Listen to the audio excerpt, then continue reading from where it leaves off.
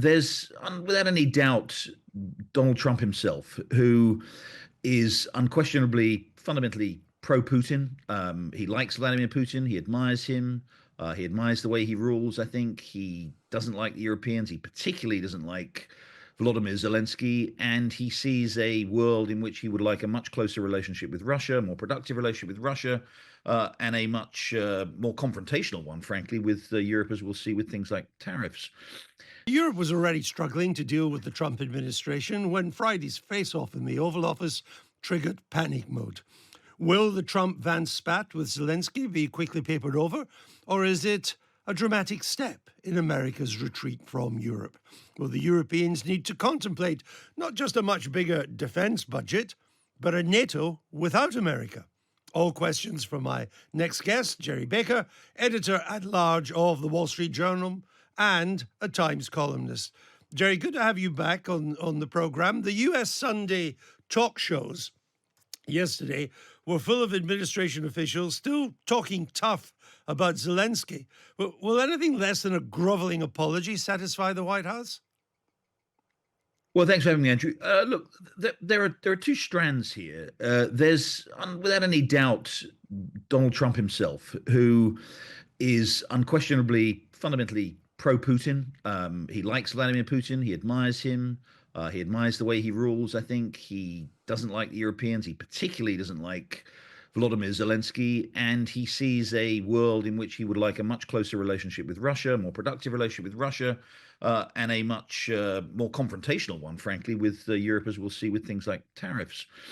Then there is, and I think J.D. Vance, the vice president, we never really know what J.D. Vance thinks. He kind of changes it to, suit his political, suit the political weather. But I think he's on board with that. Then you've got many people in the administration who, have been appointed by Trump, who are loyal to Trump, who frankly sometimes show a degree of craven subservience to Trump, but who nonetheless don't share that view about Putin and Europe. They are fundamentally horrified by Putin. They don't like him. They think, of course, they think he's to blame for the war in Ukraine. They don't like his ambitions. They don't like the threat that they think he poses to America's security arrangements. But I'm talking about people like Marco Rubio, Mike Waltz, the national security advisor, and others.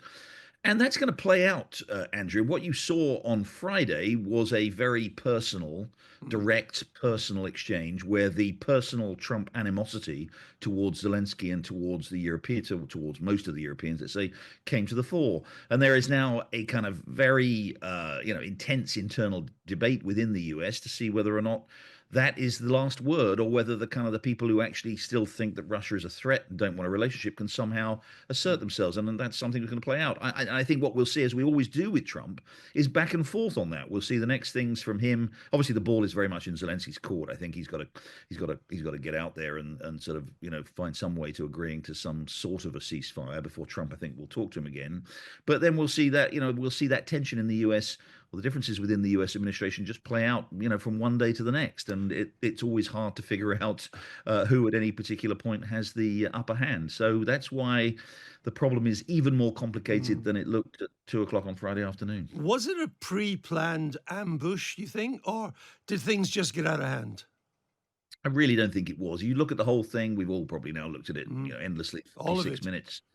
The 46-minute pull spray, as they call it, in that White House terminology. The first 40 minutes are pretty amicable, actually. Trump in particular is really kind of on his best behavior. I mean, he's saying, there's an endless, inevitable amounts of sort of, self-promotion and kind of narcissism that you get. But he's generally, he's answering questions. He's being, warm to Volodymyr Zelensky as much as he can. I think I think J.D. Vance, I don't think there's any question that he escalated. And I think, I know there's a view that was planned. I don't think so. First of all, if it was planned, they would have done it much sooner, because that was an extraordinarily long pull spread. These things are usually 5-10 minutes. Reporters get a couple of questions. It's really a photo opportunity. It's not a press conference. It's a photo opportunity. So if they were really intent on doing that, I think they'd have come in much more quickly, because they would have assumed the thing was going to end. So I think, J.D. Vance, again, I think Interestingly, I think Vance was trying to play politics, both impressing his boss, but also sort of re-establishing his credentials as his boss's successor, by getting out there, saying things that would appeal to the hard MAGA right. But no, I genuinely don't think it was an ambush. I think it was one of these things with Trump that just takes its own direction and sort of spiraled out of control. Where do we go from here? How do we get the show back on the road? I mean, in reality, is there a Trump peace plan, or is there just a number of thoughts about getting a ceasefire? Because the word coming out of Moscow is that they don't really know what he's talking about when he talks about a peace plan. Well, look, he did issue an interesting point over the weekend, one of his Truth Social posts at the weekend, which after the meeting on Friday, which I think does reveal his thinking on this. And I do think, I think if there is blame for Zelensky, this is probably where it lies. Trump seems to think that the minerals deal, which most experts I've spoken to don't seem to think really amounts to anything in economic Mm. terms. There's very little minerals there, but Trump seems to want to champion this as a great example of his negotiating skills. America's going to get back lots of money for all the defense assistance it's given over the last 3 years. This minerals deal, not only will it do that, but as he said in his post at the weekend, it means the US will have a significant on the ground stake in Ukraine with very large numbers of American personnel, presumably minerals companies, miners and executives and all this kind of stuff. And that big American presence will itself represent a kind of guarantee, because he basically said, Putin's not going to attack Ukraine if he thinks he might end up killing lots of American employees. Now that Zelensky rejects that, I think we understand why. It's not really a security guarantee, and those people could presumably be airlifted out in the space of Yes. 24 hours if they needed to. But I think I think that illustrates a sort of a sense, at least on Trump's part, of where this could go, which is that if there is an American role, if there is an American presence with Ukraine, if there is an economic relationship with Ukraine, then that itself does change the equation. It means that the US is back, the US has a vested interest there.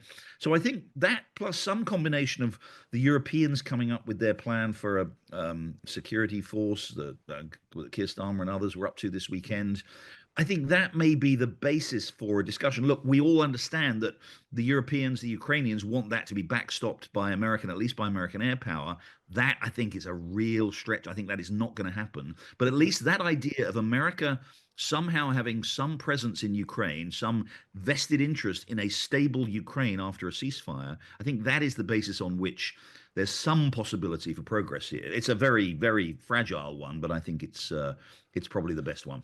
But I don't think the British or the French will deploy forces in the numbers required simply on the basis of Trump saying, oh, well, we'll have lots of miners in Western Ukraine too, so Putin won't attack. I just don't, that's not sellable to the British or the French electorate. And it would I agree. suggest to me, therefore, that is a deal breaker. They want a proper security guarantee. They need American satellite reconnaissance and intel. And if that isn't forthcoming, there isn't going to be a peacekeeping force, which probably means, Gerry, there isn't going to be a peace deal. That's how it looks.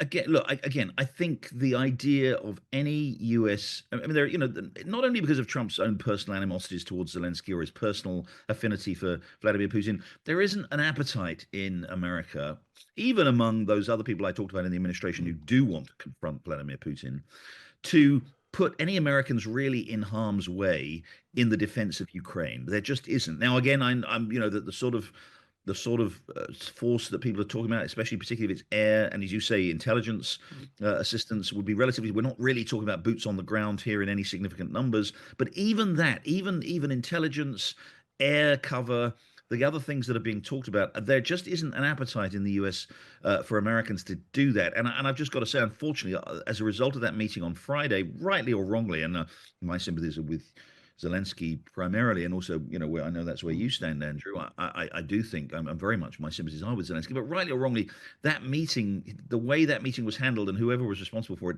has made again, the prospect of Americans more broadly being willing to support any significant backstop efforts to a security force in Ukraine has made that even more remote. No, I understand.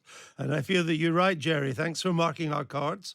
We'll leave it there. Gerry Baker, editor at large of the Wall Street Journal and a Times columnist.